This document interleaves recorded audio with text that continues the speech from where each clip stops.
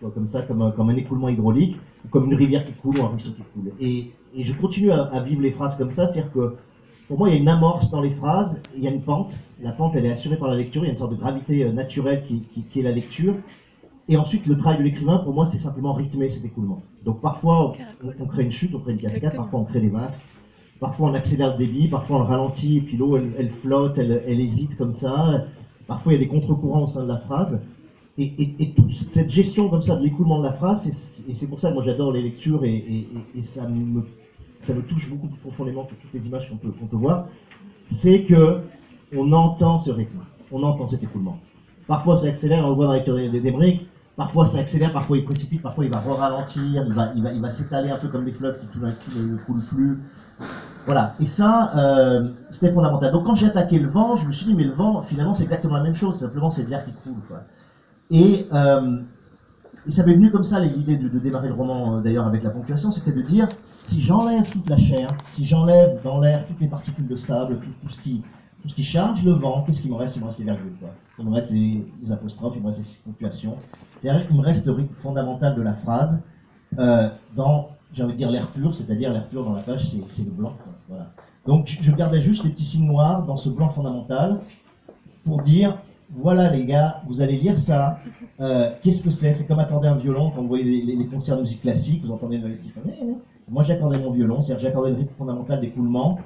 Et c'est ça qu'on voit au début, voilà. Donc pour moi c'est juste un retour à l'essentiel. Voilà, il y a deux retours à l'essentiel, moi je trouve dans l'écriture. C'est un, comprendre que la syntaxe est fondamentale, c'est une clé, c'est ce que dit Deleuze, et je pense que tous les grands disent ça, c'est que la syntaxe c'est la clé en écriture. Quand vous êtes sur le jet, le mouvement de la syntaxe que vous imprimez sur votre phrase, c'est ce qui véhicule la sensation, c'est ce qui véhicule le concept, c'est ce qui véhicule la perception. C'est la syntaxe qui est dominante, c'est ça qui imprime le mouvement et c'est ça qui laisse à l'intérieur des gens une forme d'émotion particulière. Et ensuite, le deuxième niveau, qui est le niveau de la couleur, pour moi, et de la matière, c'est la phonétique. Voilà. C'est quel type de consonne vous utilisez, quel type de voyelle, qu'est-ce que vous portez? Est-ce que vous portez des plosives, des potes de gueule, des potes de queue? Là, on les entendait claquer là, sur les blocs, les dislocs, etc. Et vous avez tout le champ comme ça des plosives qui vient éclater. Ou est-ce que vous rentrez tout d'un coup dans la douceur, dans quelque chose de plus féminin, de plus poétique, et vous êtes sur les LMN, comme ça, vous êtes sur des nasales?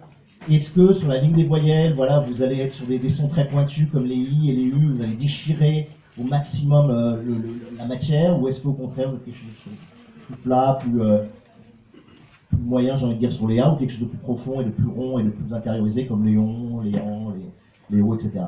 Donc ça, c'est un autre travail, j'ai envie de dire, c'est le travail sur la couleur. Mais si vous bossez syntaxe et couleur, vous arrivez à quelque chose d'intéressant, je pense, sur le travail stylistique, parce que vous travaillez sur la matière même du langage. C'est-à-dire que, moi je dis toujours, sur l'écriture, on a un énorme problème en tant qu'écrivain, pour moi, c'est qu'on a un médium extrêmement froid. C'est-à-dire que quand vous lisez un texte, quand vous avez des lettres noires sur une page blanche, c'est extrêmement froid. Ça véhicule en termes sensuels très très peu de choses. Quand vous écoutez une musique, tout de suite vous êtes enveloppé, ça fait vibrer quelque chose. Quand vous regardez un tableau, tout de suite il y a la vibration optique qui vient vous percher. Bon, sur l'écriture, vous n'avez pas cette ressource-là. Donc vous devez mettre d'autant plus de sensualité, d'autant plus de matière, d'autant plus de physique, et vous devez, j'ai envie de dire, rentabiliser au maximum les faibles capacités physiques qu'ont le médium pour les amener au lecteur. Voilà. D'où le travail sur la phonétique, d'où le travail sur ça.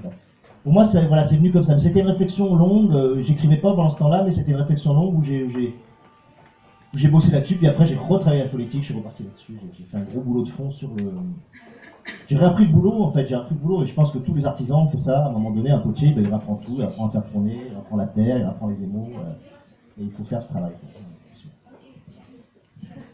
Réponse très complète, merci. Et alors justement, j'en profite pour